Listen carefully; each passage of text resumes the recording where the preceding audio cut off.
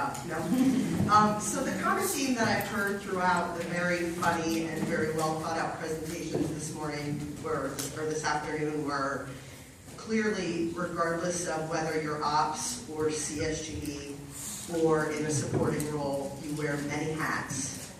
And so I would like you all to think of me as your hat rack.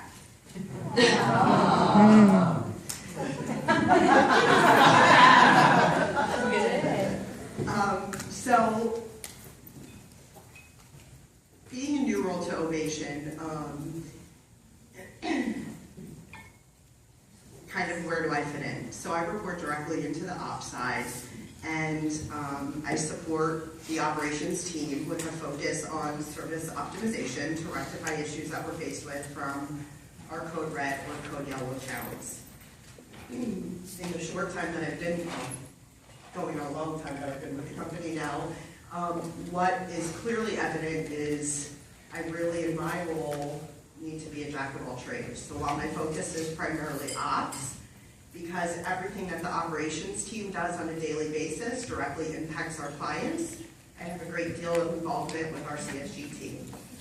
Whether that's supporting them with different projects or initiatives that we have to put forward in front of the client, or just aligning with them so that we can create awareness on how what the operations team is doing is meeting the needs of our client, whether it's a reporting perspective or a relationship perspective.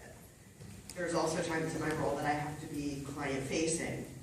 So I'm brought in front of the client to meet with them, discuss their service concerns, and move forward with them on a service optimization plan or a project plan for improvement. In addition to that, I'm also involved with the technology team very heavily to look at various components of the technology pieces that we offer, whether it's an online booking tool and how that's working for our clients today, or Complete, Ready, and the routines that we have in place to ensure quality and where we can make adjustments to that. So understanding that I work with many components of our company, on a daily basis, I have to do a lot of balancing for both the external customers that I deal with, which are our clients, and what I like to consider my internal clients, which are all of you. So as I work to identify root causes or possible solutions to problems that I'm faced with when dealing with a Code Red account, I have to look at each of the proposed solutions and ideas that I need to take into consideration from an internal perspective are what is the current workload of the management team as well as the consultants? Are the solutions or recommendations that I'm putting forward best practices? Do they create any standardization or efficiencies for improvement that can be used across the board? And more importantly, how can I support the management team in communicating any changes or efficiencies to the staff and ensure that we're creating alignment across the board?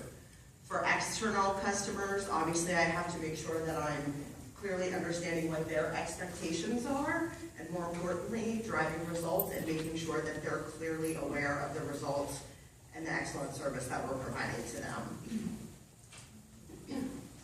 So how do I do this?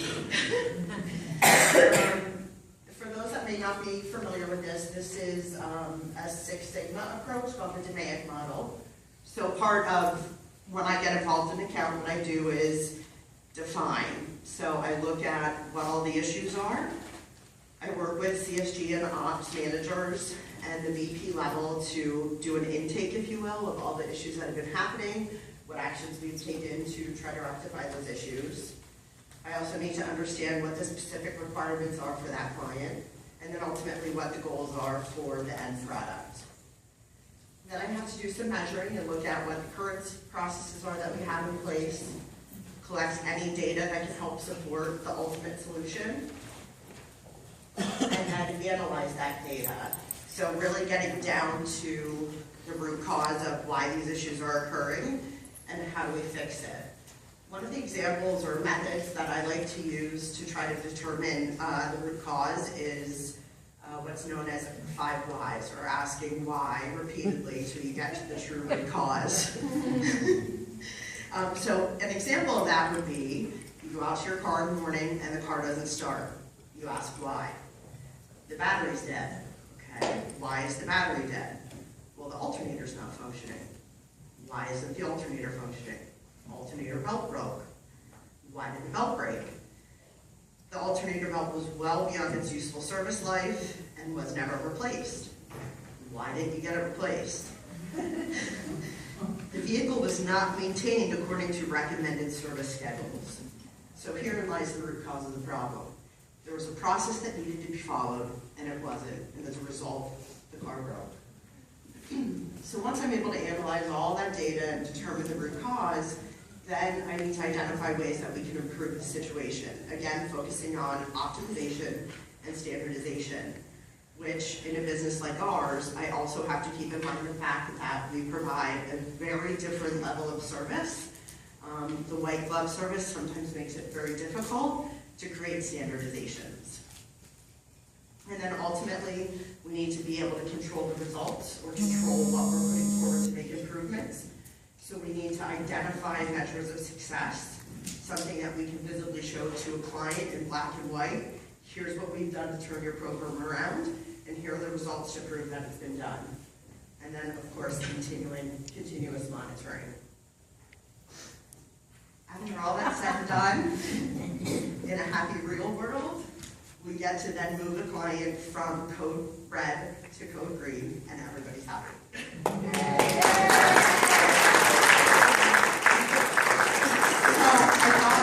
This presentation would be really quick.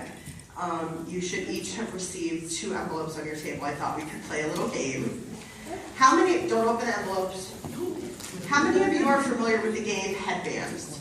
I play it with my son all the time. So basically, it reminds me so much of my role. It's somebody on the team wears a headband with a card that they can't see facing outward. Everybody else can see it. And then I have to ask questions to try to understand what the card is on my forehead. It's pretty comparable to what I do every day. So with that being said, what I'd like you to do, each table can work on their own. Identify half the table to be act as service delivery managers, and the other half of the table to work as the client solutions and op managers.